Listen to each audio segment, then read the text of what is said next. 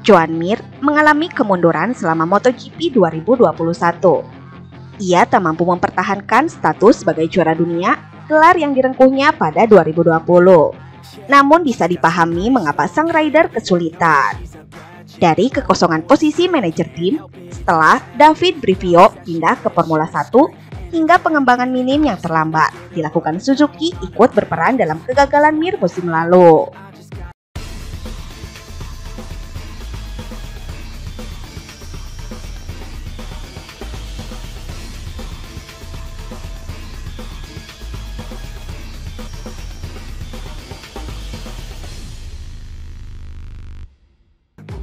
Namun, dari segi performa, regresinya tidak terlalu signifikan.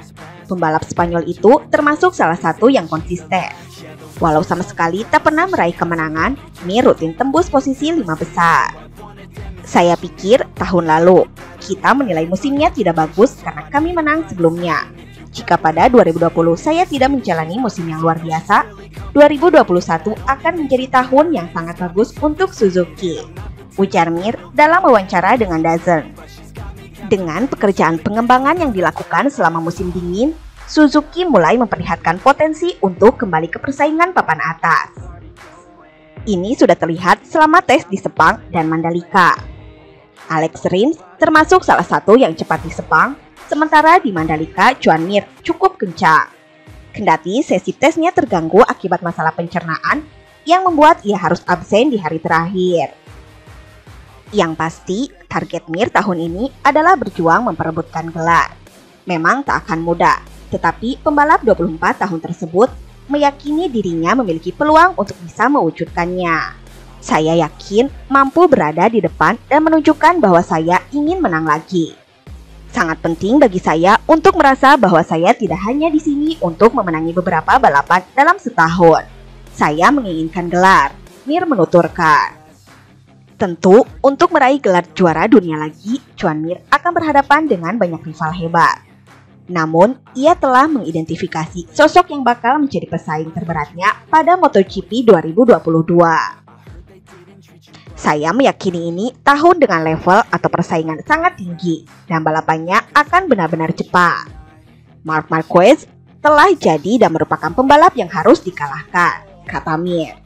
Dia adalah pembalap terbaik dalam beberapa tahun terakhir meskipun Fabio Quartararo memenangi kejuaraan tahun lalu. Mereka dua di antara pesaing terkuat saat ini. Namun, jelas pengalaman Marc adalah hal yang akan membantunya di masa depan.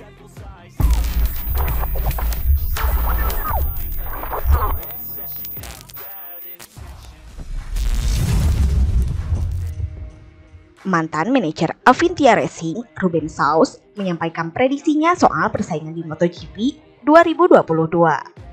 Dia meyakini bahwa Ducati yang menurunkan 8 pembalap akan mendominasi 10 besar di klasemen akhir pembalap. Ducati berambisi untuk mengirim pembalapnya menjadi juara dunia MotoGP 2022, serta mempertahankan gelar juara konstruktor. Demi mewujudkan ambisi tersebut, pabrikan Borgo Panigale menurunkan 4 tim. Tim pabrikan Ducati atau Ducati Lenovo mengandalkan Francesco Bagnaia dan Jack Miller. Kemudian Pramac Racing ditempati oleh Johan Zarco dan George Martin. Selanjutnya, Luca Marini dan Marco Bezzecchi memperkuat Mani PR46. Serta ada Enea Bastianini dan Fabio Di Giannantonio berada di Gresini Racing. Melihat apa yang dilakukan Ducati, Sauz mengakui selam tes pramusim pabrikan asal Italia itu memiliki motor dengan beberapa pengembangan yang mereka lakukan. Hal itu menunjukkan Ducati telah memiliki tekad untuk mengirim pembalapnya menjadi juara dunia dan meraih gelar konstruktor di MotoGP 2022. Saya telah mengikuti tes. Ducati tampaknya menjadi motor paling canggih dari sudut pandang aerodinamis dan elektronik. Ini menunjukkan bahwa mereka ingin memenangkan gelar pembalap dan konstruktor, kata Sauz. Lebih lanjut, Sauz menilai posisi 10 besar klasemen akhir MotoGP 2022 akan didominasi oleh pembalap Ducati. Namun, semua pembalap Ducati akan bertanggung jawab untuk bisa menjadi juara dunia MotoGP. Karena itu adalah impian lama dari tim mereka. Saya pikir di 10 besar kita hampir selalu menemukan setidaknya 5 atau 6 Ducati. Itu merupakan nilai tambah bagi pabrikan dari Borgo Panigale. Pada 2022, pembalap Ducati memiliki tanggung jawab untuk memperjuangkan kejuaraan dunia, ucapnya. Sementara di musim lalu, 4 pembalap Ducati telah berada di posisi 10 besar klasemen. Mereka runner-up, Miller posisi keempat, Charco posisi kelima, dan Martin posisi ke-9.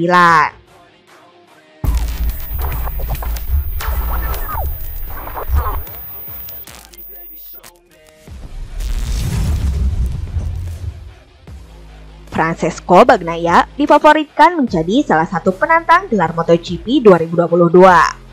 Hal itu berdasarkan penampilan Francesco Bagnaia pada musim lalu setelah menorehkan 4 kemenangan dan 5 sisanya berada di podium kedua atau ketiga. Perkembangan motor Desmo Sedici GP22 yang bakal ditunggangi pembalap Italia itu juga berjalan dengan baik.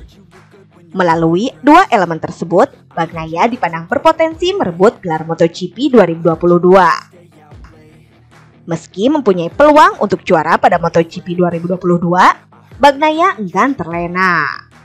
Dia berharap mampu mengurangi kesalahan-kesalahan yang bakal menghadang dalam perjuangannya menggapai gelar, membuat sedikit kesalahan dan lebih nyaman pada kesempatan tertentu. Saya harap saya telah belajar, kata Bagnaia.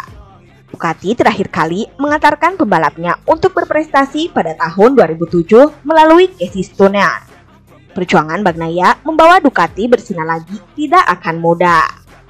Murid Valentino Rossi lalu menyebutkan beberapa pembalap yang berpotensi untuk memupuskan impiannya. Quartararo akan memulai kompetisi sebagai favorit juara. Tetapi ada pembalap lain yang kuat lainnya, tutur Bagnaia. Misal Marc Marquez, lalu Franco Morbidelli yang segera pulih dengan cedera lutut, dan Jack Miller, ucapnya lagi. Jelang MotoGP 2022 dimulai, Bagnaia mendapat kabar seputar kepastian masa depannya.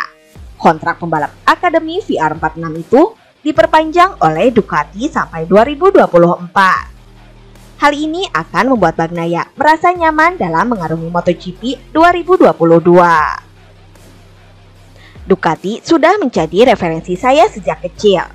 Saya tahu saya mempunyai tim kuat yang berada di samping saya. Itu memberi saya ketenangan pikiran. Ini akan menjadi tahun yang sangat menyenangkan. Lanjutnya, perlombaan MotoGP 2022 sebentar lagi akan berlangsung pada pekan depan dengan dimulai dari sirkuit Losail, Qatar, 4-6 Maret 2022 sebagai seri perdananya. Nah, itu saja update berita MotoGP hari ini. Jangan lupa tonton juga video terbaru dari kami yang ada di sebelah kiri Anda dan video paling banyak ditonton di sebelah kanan Anda.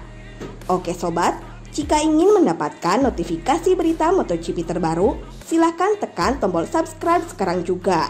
Dan jangan lupa nyalakan loncengnya. Sampai jumpa lagi.